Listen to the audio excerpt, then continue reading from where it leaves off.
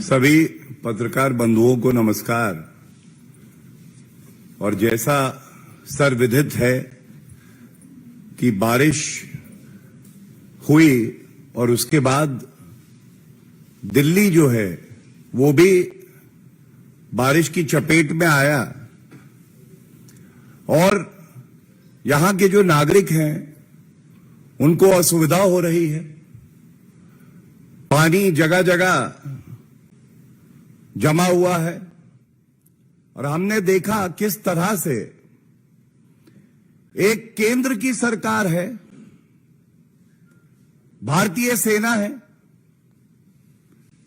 LG साहब का office है, एनडीआरएफ की टीम है, रात दिन एक करके जनता की सेवा में लगे हैं। बताया जा रहा है कि एनडीआरएफ की 18 टीमें आज जगह जगह दिल्ली के नागरिकों को रेस्क्यू ऑपरेशन चलाकर सुरक्षित कर रही है, सुनिश्चित कर रही है कि वो अगर कहीं भी फंसे हैं तो उनको यथाशीघ्र निकाला जाए। इंडियन आर्मी वो काम कर रही है जो एक चुनी हुई दिल्ली की सरकार को एक निठल्ले, भ्रष्टाचारी, धोखेबाज मुख्यमंत्री अरविंद केजरीवाल को करना था। और मैं भारतीय जनता पार्टी की तरफ से धन्यवाद करना चाहूंगा भारतीय सेना को, एनडीआरएफ की टीम को, तमाम ऐसे नागरिक हैं जो लोग अपनी जिम्मेदारी का निर्वहन कर रहे हैं। एक तरफ केंद्र सरकार का यह निश्चय है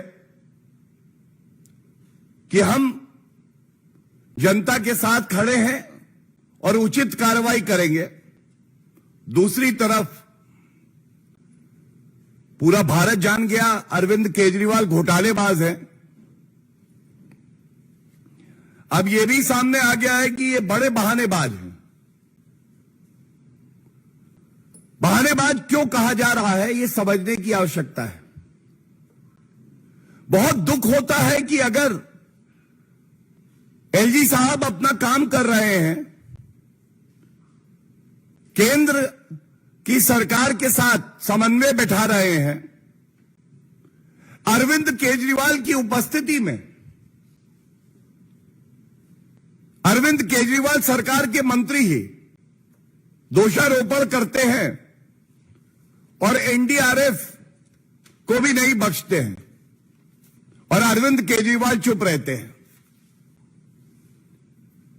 आज ये पूछा जाएगा, अरविंद केजरीवाल जी, आप जब कोविड महामारी ने पूरे भारत को और विश्व को अपनी चपेट में लिया और दिल्ली में नागरिक ऑक्सीजन सिलेंडर मांग रहे थे, अस्पताल में बेड की सुविधा हो, यह सुनिश्चित आपको करना था। दवाई हो, यह आपको सुनिश्चित करना था। तो अरविंद केजरीवाल जी ने बोला, देखिए जी, ये जो बिहार के लोग आ रहे हैं उसकी वजह से बेड की कमी हो गई है। अच्छा, प्रदूषण की समस्या आई, अरविंद केजरीवाल जी ने पूर्व सरकार जो पंजाब में थी उस पर दोषारोपण किया, हरियाणा सरकार के लिए कहा कि यह जिम्मेदार है, लेकिन खुद जो करना था वो नहीं किया। अब जल का संकट आया यहां दिल्ली में, हम देख रहे हैं किस तरह से पानी जगह जगह भरा हुआ है। अब बता रहे हैं कि गलती हरियाणा की सरकार की है और यह दुख होता है कि उनके मंत्री जिनको अभी कार्य करना है वो कह रहे हैं षड्यंत्र हो रहा है। षड्यंत्र हो रहा है। भारतीय सेना जो दिन रात जनता की सेवा में लगी है, ये षड्यंत्र कर रही है। एनडीआरएफ षड्यंत्र कर रहा है। केंद्र की सरकार, एलजी साहब जो जनता के लिए खड़े हुए हैं दिन रात सुबह शाम, ये षड्यंत्र कर रहे हैं। और शीश महल में बैठ के जो एयर कंडीशन का आनंद ले रहा है, वो मुख्यमंत्री सही है।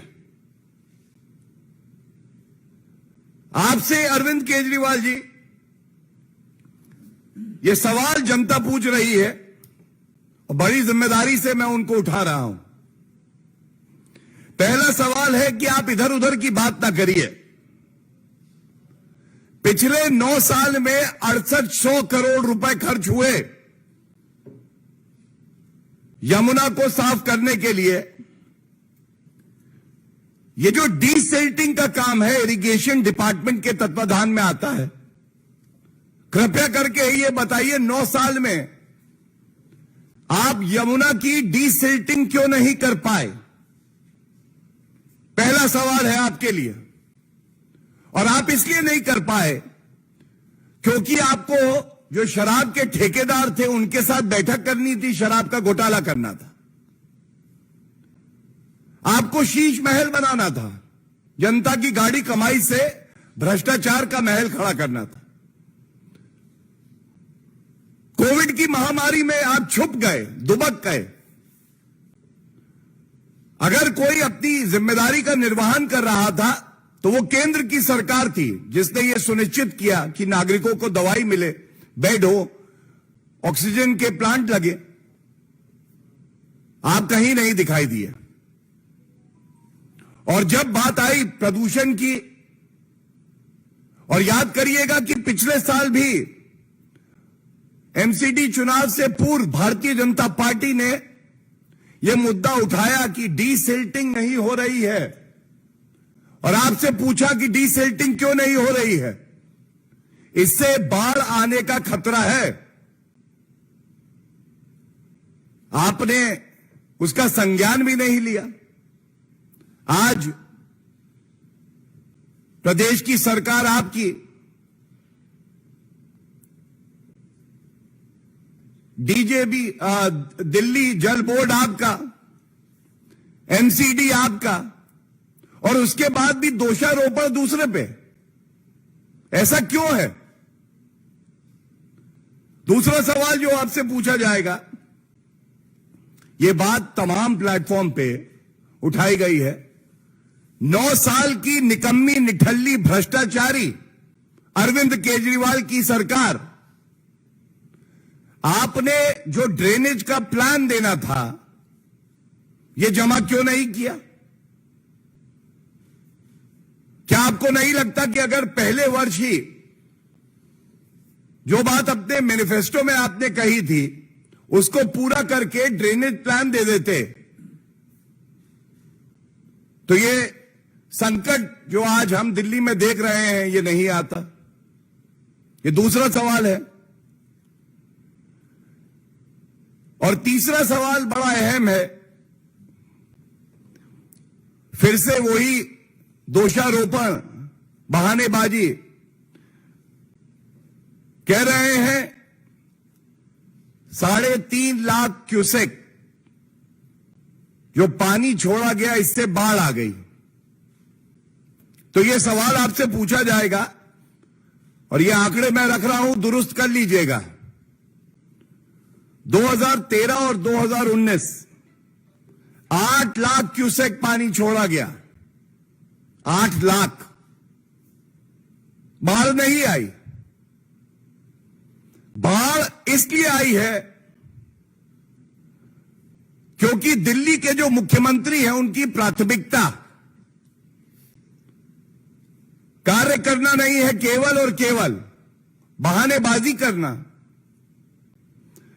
प्रदूषण के लिए पूर्व की पंजाब सरकार, हरियाणा सरकार, अस्पताल में बेड नहीं कोविड की महामारी में, तो बिहार की जनता आ जाती है। इसलिए कोविड के समय में जो मैनेजमेंट दिल्ली सरकार को करना था वो ध्वस्त हो गया, तो उसके लिए उत्तर प्रदेश के मजदूर जिम्मेदार। और अब अगर बाढ़ का संकट आ रखा है तो उसके लिए केंद्र सरकार और हरियाणा की सरकार। अरे अरविंद केजरीवाल जी, आप मुख्यमंत्री बने किस लिए हैं, यह सवाल तो पूछा जाएगा। ये जो सारे तथ्य आपके समक्ष रखे हैं, इसके साथ यह आपके साथ साझा करना भी बड़ा आवश्यक है कि 13 जुलाई को जब ये बाढ़ का संकट आया तो पहली बार अरविंद केजरीवाल जी अपने शीश महल से निकले। इससे पहले आपके पास समय क्यों नहीं था अरविंद केजरीवाल जी? क्या आप पहले नहीं निकल सकते थे? संज्ञान लेते, कार्य करते, कुछ ठोस निर्णय लेते। शराब नीति लाने में तो आपने बड़ी जल्दबाजी करी थी। यहां आपने 8-9 साल बीत गए और ड्रेनेज प्लान भी नहीं बनाया। दूसरा, जो सीवर लाइंस हैं उनकी डीसिल्टिंग 8 साल से नहीं हुई। जब डीसिल्टिंग नहीं होगी तो जो कैपेसिटी है पानी के आउटफ्लो की वो कम हो जाती है। इस पे अराजक अपराध पार्टी थी, जो अब धोखेबाज पार्टी भी है, बहानेबाज पार्टी भी है, कुछ नहीं बोल रही। आज उनके एक वरिष्ठ नेता ने प्रेस कॉन्फ्रेंस करी, षड्यंत्र हो रहा है हमारे खिलाफ। ये जो तथ्य हम उठा रहे हैं, इस पे अरविंद केजरीवाल जी एक शब्द बोलेंगे? तीसरी बात, जितने भी ड्रेन्स हैं इनकी डीसिल्टिंग 15 जून से पहले हो जानी चाहिए। मॉनसून आए उससे पहले सफाई हो जाए। इस साल भी नहीं हुई। यह पूछा नहीं जाएगा क्यों नहीं हुई? इसका कोई उत्तर नहीं दिया अभी तक। ये जो तथ्य सामने रखे, ये इसलिए रखे कि एक तरफ जैसे मैंने बताया कर्तव्य परायण हमारी सेना, एनडीआरएफ की टीम, भारतीय जनता पार्टी और एनडीए की केंद्र की सरकार, एलजी का दफ्तर, सब लगे हुए हैं, प्रयास कर रहे हैं कि जनता को राहत मिले। कोई दोषारोपण नहीं कर रहा। अरविंद केजरीवाल जी निठल्लेपन का पर्याय है, ये बात बाद में उठाएंगे। लेकिन दुख होता है कि जब एक सर्वे चल रहा है और एलजी की उपस्थिति में, केजरीवाल की उपस्थिति में उनका मंत्री एनडीआरएफ पे दोषारोपण करे और ये ना बताए कि किस तरह से एनडीआरएफ रात दिन काम कर रही है, और एनडीआरएफ का काम डीसिल्टिंग नहीं है अरविंद केजरीवाल जी। एनडीआरएफ का काम यह नहीं है कि 15 जून से पहले सफाई हो जाए। यह काम एक चुनी हुई सरकार अरविंद केजरीवाल का था। एनडीआरएफ का काम है अगर कोई नागरिक फंसा है तो उसको रेस्क्यू करना, रिलीफ ऑपरेशन को जमीन पर, धरातल पर उतारना, और वो एनडीआरएफ कर रही है और हमें इस बात पे गर्व है। मैं अंत इतना ही कह के करूंगा, एक ट्वीट जो है यह अरविंद केजरीवाल का वक्तव्य आम आदमी पार्टी के ट्विटर हैंडल से किया गया है। यह तारीख है 14/7/23, कल ही का है, पुराना नहीं है। और इसमें ये खुद मान रहे हैं यहां आईटीओ में ड्रेन में ब्रीच की वजह से तो राजघाट पर नाले से पानी के बैकफ्लो के कारण पानी भरा है। बैकफ्लो के कारण अपनी विफलता का कबूलनामा, अच्छा होता ट्वीट ये बताता कि डीसिल्टिंग क्यों नहीं हुई और बैकफ्लो क्यों हो रहा है।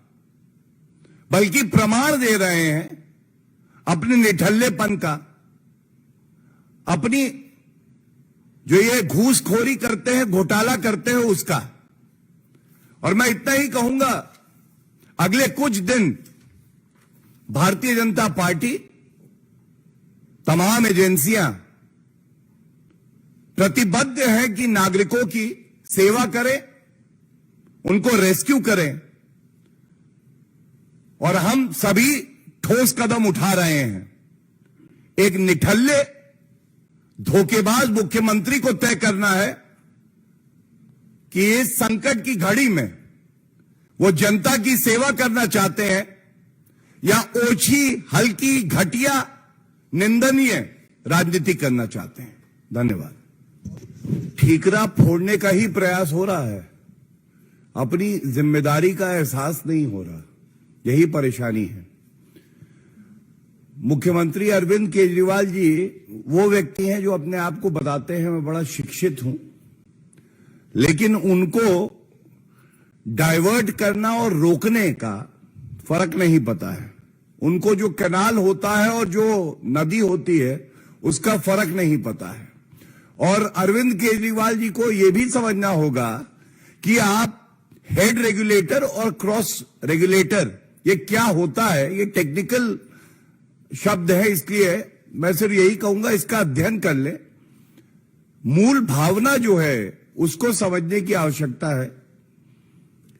आपके ऊपर एक जिम्मेदारी जनता ने दी, आप निठल्ले हैं, भ्रष्टाचारी हैं, आप घोटाले कर रहे थे, कमी रह गई। जब आपदा आ गई है, जनता राहत मांग रही है, केंद्र सरकार सहयोग कर रही है, एलजी का दफ्तर कार्य कर रहा है, आर्मी सजग खड़ी है, एनडीआरएफ की टीम है, तो मुख्यमंत्री अरविंद केजरीवाल जी दोषारोपण क्यों कर रहे हैं? क्या कुछ दिन के लिए ये दोषारोपण, ये कहना कि कमी यहां है, रुक नहीं सकता है?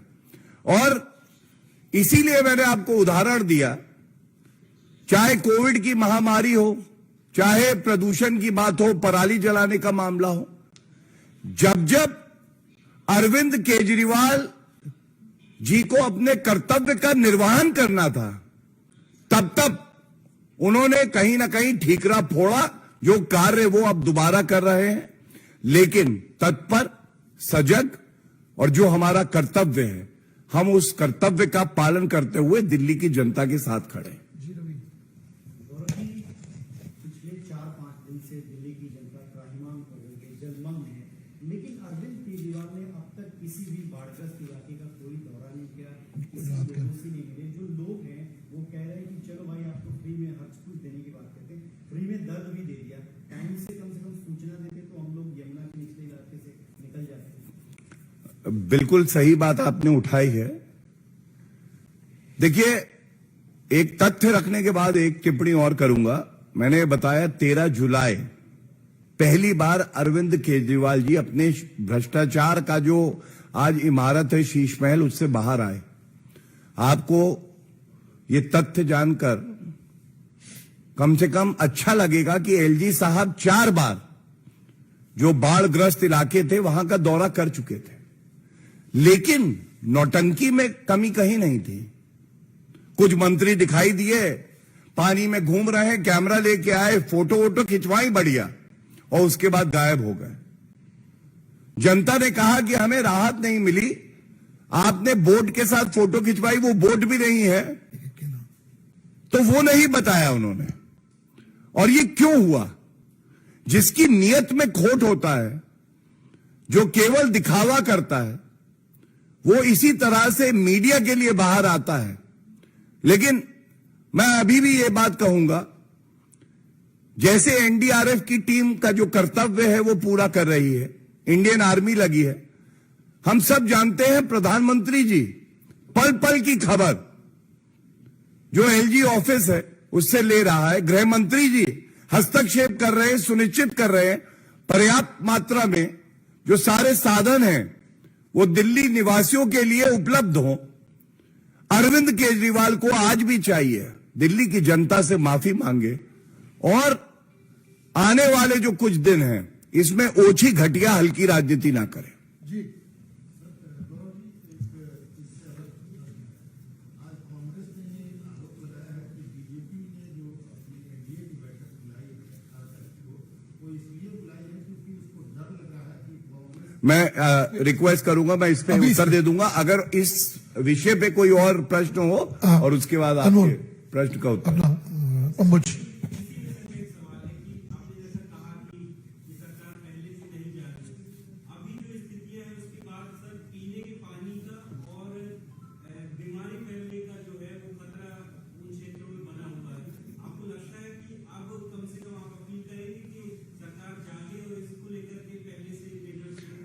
देखिए, दिल्ली की सरकार का ये कर्तव्य है कि वो सुनिश्चित करे कि हर घर में पीने का पानी हो। बाढ़ आने की वजह से परेशानियां बढ़ जाती हैं। केवल अपील नहीं करेंगे, जो संभव होगा वो ठोस कदम भी उठाए जाएंगे। दिल्ली की जनता इसलिए सफर करे क्योंकि एक निठल्ला निकम्मा मुख्यमंत्री दिल्ली में बैठा है, ऐसा केंद्र सरकार और जो बाकी संस्थाएं हैं ये नहीं होने देंगे। जी पार्टी कार्यालय में तो बड़ी रसोई बनाई जा रही है जिससे दिल्ली की जनता तक खाना पहुंचाया जाए। देखिए, हमारी पार्टी का ये मानना है सेवा करना ही हमारा कर्तव्य है, चाहे कोविड महामारी हो, चाहे ये जो संकट बाढ़ का है। और भारतीय जनता पार्टी, हमारे राष्ट्रीय अध्यक्ष जी ने सभी कार्यकर्ताओं को कहा है, बढ़ चढ़ के हिस्सा भी ले रहे हैं और जो संभव है वो प्रयास करके मदद भी जनता की कर रहे हैं। देख लीजिएगा घोटाला ना हो जाए, वहां पे 4-5 पूड़ी बना के आपको बुलाए, फोटो खिंचवाए और फिर कुछ हो ना, देख लीजिएगा घोटाला ना। सोशल मीडिया पे चल रहा है, एक एक केला बांट रहे हैं, आप देख सकते हैं इसके अंदर। ठीक है, हाँ आप मेरा प्रश्न ये था कि कांग्रेस ये कह रही है कि बीजेपी ने जो 18 तारीख को एनडीए की बैठक बुलाई है वो विपक्षी दलों की जो 18 तारीख को बेंगलुरु में बैठक हो रही है उससे घबरा गई है। ऐसा जग जाहिर है कि कांग्रेस के अंदर बड़ी घबराहट है। नेता उनके पास है नहीं, नीति है नहीं। और याद करिए, बिहार की जो महागठबंधन की बैठक थी उसके बाद तो उनका कुनबा छोटा हुआ। अजीत पवार जी तो उनको छोड़ के चले गए। आज प्रश्न जो पूछा जाना चाहिए और इस मंच से हम लोग ये प्रश्न पूछते हैं, ये महागठबंधन की जो अगली बैठक है उसमें जिसने लोकतंत्र को मारा है, ममता बनर्जी जी ने 40 नागरिकों की पंचायत चुनाव में हत्या कर दी गई, कलकत्ता हाईकोर्ट ने फटकार लगाई है। तो जो लोकतंत्र को मारता है ऐसी नेत्री को बुला रहे हैं या नहीं बुला रहे हैं, ये पूछिएगा। दूसरी बात ये पूछिएगा, राहुल गांधी जी मोहब्बत की दुकान खोलूंगा, बिहार में भारतीय जनता पार्टी ने जो भ्रष्टाचार नीतीश कुमार पलटू राम की नाक के नीचे हो रहा है उसको मुद्दा बना के प्रदर्शन किया और हमारा एक लीडर कार्यकर्ता मारा गया। क्या लोकतंत्र का गला नहीं घोटा गया? तो क्या राहुल गांधी, मल्लिकार्जुन खड़गे जी, नीतीश कुमार और लालू प्रसाद यादव, तेजस्वी यादव इनको निमंत्रण देंगे या नहीं देंगे? और अगर इनको निमंत्रण जो भेजा गया है, जो सूचना आई है, यह स्पष्ट हो जाता है भारत का लोकतंत्र पूरे विश्व में सबसे मजबूत है। लेकिन अगर लोकतंत्र का गला घोटने का कोई काम करता है तो सबसे पहले महागठबंधन उसको गले लगाता है।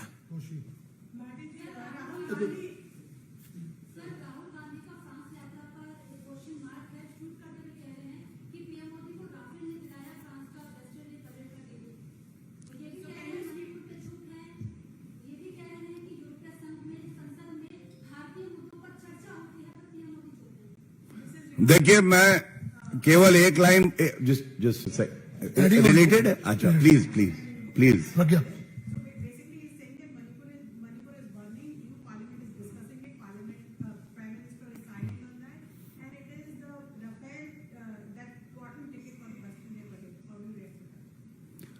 There are 2-3 aspects to the question. First of all, the situation in Manipur is being monitored by the Honorable Home Minister, and all effective steps are being taken. The Bharatiya Janata Party is not selective.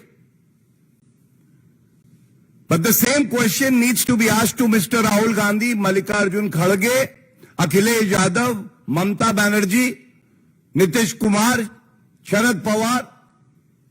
I have given you 2 incidents where the state administration tried to kill the democracy of our country. West Bengal Panchayat elections as well as Bihar. Will the Congress party remain silent on that? And to Mr. Rahul Gandhi, I also want to request him, stop casting aspersions on the constitutional institutions of our country. The issue of Rafale, which are serving the Indian Air Force, has been long settled by the Honorable Supreme Court of India. Read that judgment. And Mr. Rahul Gandhi is the person who had to tender an unqualified apology for lying. And the Honorable Supreme Court in its judgment noted that Mr. Rahul Gandhi should be more responsible in the future. But it seems Mr. Rahul Gandhi and responsibility are antonyms. It is disgraceful when the Prime Minister of the country is honored and is conferred with the highest civilian award. There is a Chhati Pito gang in India that cannot celebrate the moment with the citizenry of our country. Thank you. Thank you so much. Thank you, everyone. Thank you.